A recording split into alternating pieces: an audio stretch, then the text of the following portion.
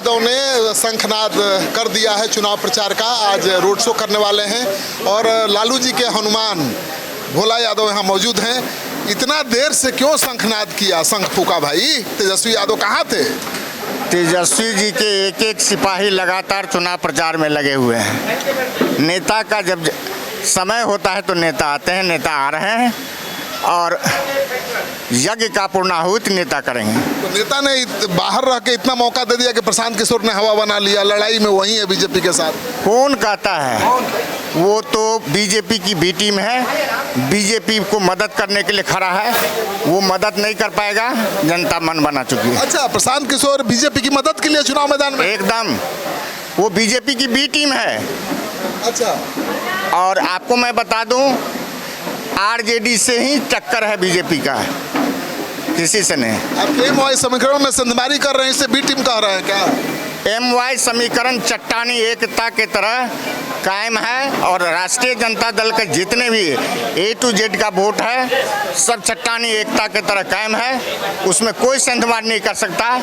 खा लो, P low, मौज कर लो, लेकिन वोट दो अपने जगह पर। लेकिन आरजेडी कहाँ कभी जीतती है इस सीट से? बीजेपी हमेशा पछाड़ देती है 50,000 51,000 वोट से।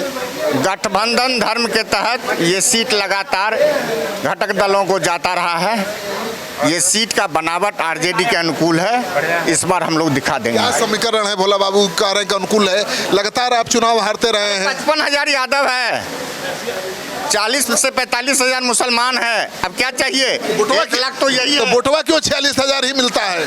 यही तो बात है, जहाँ 40% वोट होगा तो उसमें तो वोट का हमारा इसी 2 समीकरण का वोट वो है।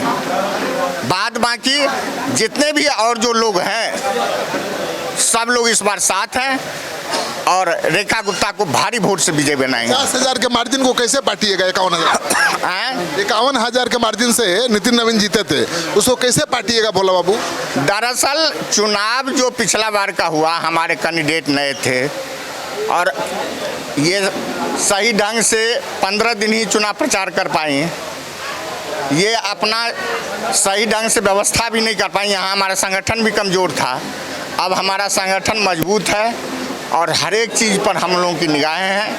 हमारे एक एक कार्यकर्ता यहाँ मौजूद हैं और एक एक घर में दस्तक दे दिए हैं। सभी लोगों ने मन बना लिया है। बीजेपी कह रही है कि प्रशांत किशोर और आरजेडी से समझौता हो गया है। यदि बीजेपी को यदि डर रहा आरजेडी से नहीं रहता तो उनके राष्ट्रीय अध्यक्ष 3-3 बार क्यों लैंड करते हैं? वो प्रशांत किशोर का चलते हैं ना? जी नहीं, प्रशांत किशोर तो उन पिछलग्गू हैं, उनके अनुरूप काम कर रहे हैं और प्रशांत किशोर कहीं लड़ाई में नहीं है। ये भ्रम आप जैसे माननीय पत्रकार जरूर नहीं फैलावे। लड़ाई सिर्फ आरजेडी से है और वो बीजेपी को है। चलिए, तो लड़ाई आरजेडी और बीजेपी के बीच है, ये भोला बाबू का दावा है और वो कह रहे हैं कि प्रशांत किशोर तो बीजेपी की बी टीम है, बीजेपी को फायदा पहुंचाने के लिए चुनाव मैदान में है। दरअसल आरजेडी को ये डर सता रहा है कि उसका एमवाई समीकरण कहीं दरक न जाए, क्योंकि अभी लड़ाई दिख रही है आरजेडी और बीजेपी के बीच। ऐसे में अल्पसंख्यक प्रशांत किशोर के साथ खड़े हो सकते हैं, ये डर आरजेडी को जरूर सता रहा है। लेकिन जब तेजस्वी यादव आज से चुनाव मैदान में उतर रहे हैं तो तस्वीर बदल सकती है। तेजस्वी यादव को लगता है कि अगर उनका एमवाई समीकरण इंटैक्ट रहा और प्रशांत किशोर ने बीजेपी के वोट बैंक में 20% भी सेंधमारी कर ली तो आरजेडी चुनाव जीत सकता है। आप क्या सोचते हैं? बांकीपुर के चुनाव में कौन बाजी मारेगा? कमेंट बॉक्स में जाइए, अपना कमेंट जरूर लिखिए और इस वीडियो को खूब शेयर करिए ताकि लोगों को पता चले कि बांकीपुर की जनता इस बार क्या फैसला लेने वाली है।